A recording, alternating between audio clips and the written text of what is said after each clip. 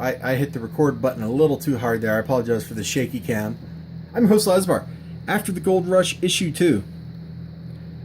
This is kind of like that part in Frankenstein where Frankenstein wanders into that old man's house, and the old man is blind, and, you know, I guess that's in Bride of Frankenstein, isn't it? Like, that's basically what goes on here. Dude got arrowed. He gets himself down. I think people were hunting him in the last issue. His woodsman, that's the right word.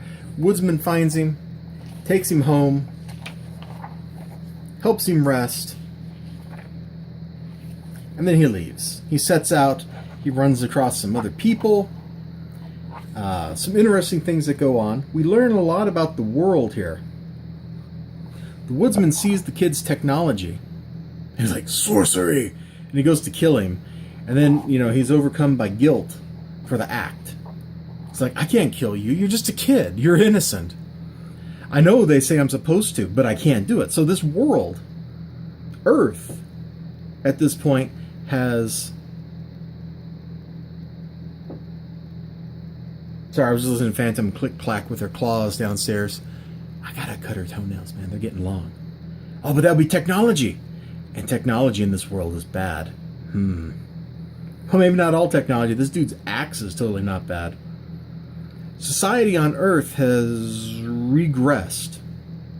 It went from being super technological, like the kid, to something much more primitive. Like this guy's job is to be a lumberjack. I've been asked to stay away, and I have. I've been asked to cut the older, harder woods, to bring the art of God's growth to the artisans. I have. All these things were asked of me, I obeyed. But to slay one like you, regardless of holy tales and words, it's another kind. The ending. And in these stories, who am I? The ending. Oh, great. The kids bring an apocalypse. Oh, yeah, this was a great part. So the woodsman, who's somewhere... God, we'll talk about that in a second. The woodsman, who's here somewhere, apparently has a cough. I didn't notice that reading this the first time until I got to this section. And the kid makes the woodsman some penicillin, leaves a little note, hey, take this with some pills. Let's hope that the woodsman can read. Let's hope that he can read. I don't know that we can trust that he can read. And I'm kind of surprised the kid didn't think of that. I did like this last this last page over here. I thought this was pretty gorgeous. It's a treat. Unfortunately, a lot of the other art in this, I mean... I kind of give Scrimshaw a pass for its jiggy-jaggy art.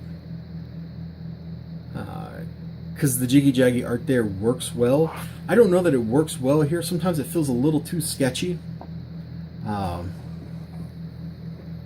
Like here, you got this big landscape, and you're not really rendering anything for me. I can't really tell. Is this a hillside? What is the kid walking up? I don't know. Where's... Actually, you know what? Let's go back to that. This.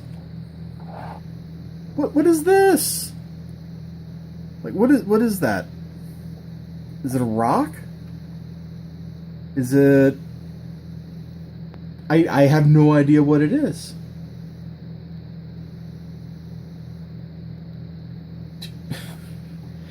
Do you have any idea? Like, maybe it's something that's moldy? I'm not really sure. I don't know where that came from. Maybe I totally missed it.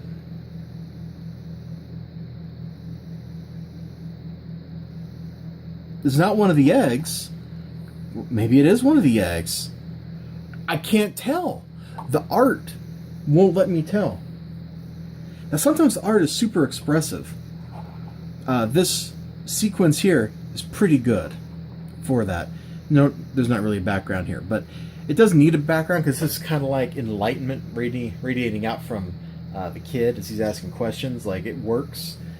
The panels over here, this gradient here does like a good job kind of showing mood where this guy's thinking as the kid's talking, and we go from this kind of red of curiosity and maybe a little understanding to colder and colder colors as the guy can't comprehend. Like, this is actually pretty good use of the coloring. Look at his face. It's pretty good. It's super expressive. When the art looks like it does on this page, I love it. Because it's clear what's going on. It's clear. It transmits mood and action very well. When... Oh, here. Great example. What is this even? What am I even looking at? I have no idea what this is. I mean, there's a Carl Sagan quote here. And that's basically all I got.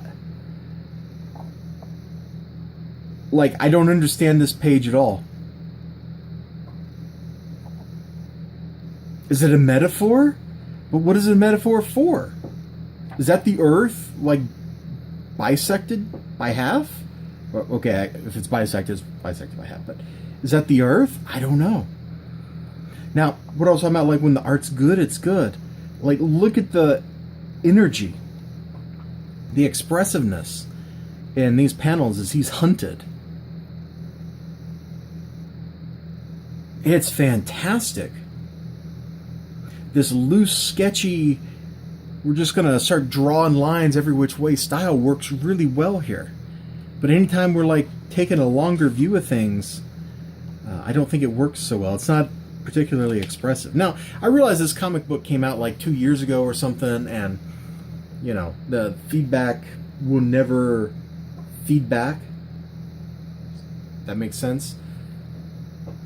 But I kind of wanted to take my time doing reviews on these After the Gold Rush books because they're so different from the other books that I typically have on the channel. You know, we have superhero stuff a lot, or crime, or whatever. And this kind of speculative, very interesting fiction is so totally different. I want to take the time to show it all off.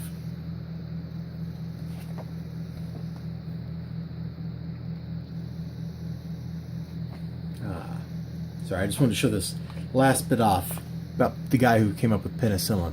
Discovered the effective antibiotic, penicillin, due to his messy lab. And by discovered, they mean they had moldy bread, and he grew a sample of it. And he's like, it was like moldy bread, and he noticed that like bacteria culture didn't grow on it or something. You know, it's like, boy, I wouldn't admit to that in my laboratory. Check it out. This was a Kickstarter. There's probably like going to be one for issue 5 coming up. I got the first 4 issues this way. It's been a great read so far. I'm taking it nice and slow so I can digest each one.